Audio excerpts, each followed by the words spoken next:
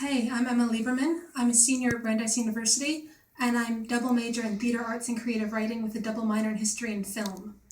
I went to London, England. I studied at Queen Mary in the University of England through IFSA Butler. It was really difficult going to London because my parents didn't want me to go there. I'd always known I wanted to study abroad. My parents were completely behind that idea, but they had this notion of other English-speaking countries. They had this idea that culture is kind of tied to language. And so therefore, if I went to London, it would be just like being in America, not just being in America. I'm from New York City originally. So, what would be the difference? It'd be another major city in a place that speaks English. And, well, the thing is, I hadn't taken enough languages to go to, Italy or Spain, which are beautiful countries. I ended up traveling there in my free time. But, I didn't fulfill the requirement, and it wasn't where I really wanted to be for myself, especially studying theater. There's so much theater in London. There's so much culture in London. I knew that that's where I wanted to go. And my parents didn't think that it'd be different enough. They thought that the expense would be too much and that it just wouldn't be worth the extra cost of sending me there if I wasn't going to have that different enough experience. Um, Eventually, it took me a while to convince them to let me go someplace English speaking at all, because they kept insisting that with one semester I can still I can get by in Spain, right? I've taken Spanish for throughout high school. I should be fine, right? If I just talk to the department, maybe they'll let me go anyway. And so finally, I just kind of showed them web page after web page of these different programs of what exactly the requirements are, because all this stuff is online. They IFSA Butler, they're programs for any university or the individual universities themselves, what they want you to have when you're going there. These all these resources are available online, and so finally I just sent them an email just filled with links to all these things with these are the requirements and showing them how I don't fulfill foreign language requirements.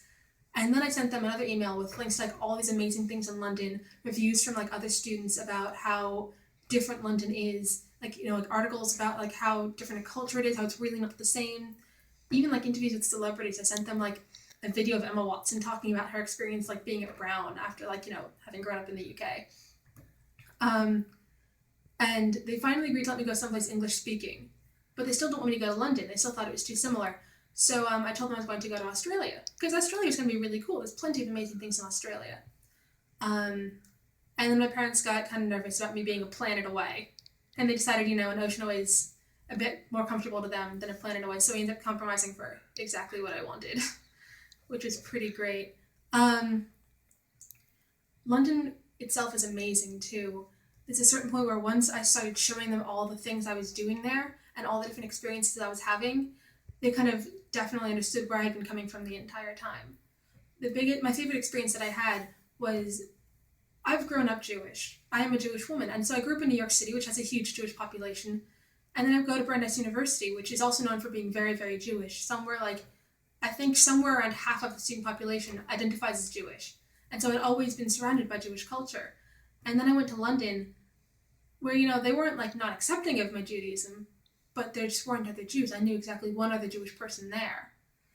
And so it was suddenly, they'd kind of vaguely heard of Hanukkah, because, it's a famous enough commercial enough holiday.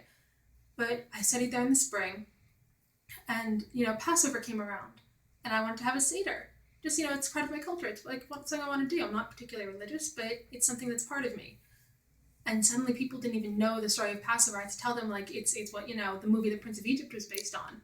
But they had no idea. And so what I did is I took my one other Jewish friend, and we set up an entire Seder for me and a bunch of my flatmates and other friends that I had who had never experienced Passover before. So I made brisket in the traditional New York Passover way, and my friend had a Seder plate, and we just got everything together and everyone chipped in, and we had this fantastic dinner, and we had a very relaxed Seder, but we still had one.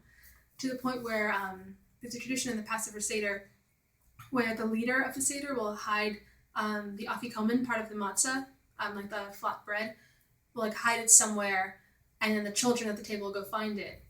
And I mentioned, normally this is where we do this, but, there aren't any children here, so I don't think we're going to make that happen. We're just going to get to dinner.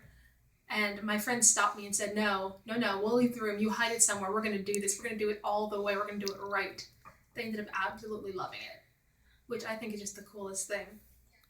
On top of that, I got to experience so many other cultural things in London. Not only is London such a different culture from the United States, there's a Twitter called Very British Problems.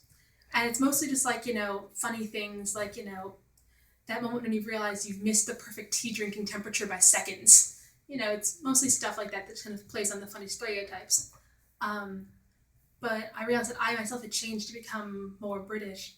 One time when I offered to let a friend stay over with me in London, she was like also studying in the UK, but a little bit outside the city, and she wanted to spend some time in the city itself. And so I told her, come stay with me for as long as you like. And I didn't think she'd actually come stay with me for as long as she liked. She was there for nearly a week during finals period. I love my friend, don't get me wrong, and I was happy to have her there, and it ended up being a lot of fun. But there was certainly a panic moment when I suddenly realized, oh wait, I have papers to write. And so I told a friend of mine about this, and he looks at me, and like he's, a native Englishman.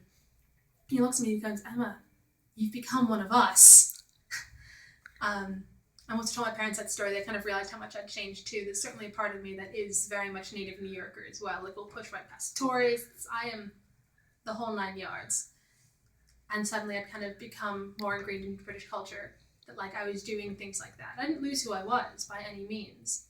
But there's a certain point at which you kind of also become ingratiated like into your host country's culture. And I think that's really cool. And there's a definite difference in there.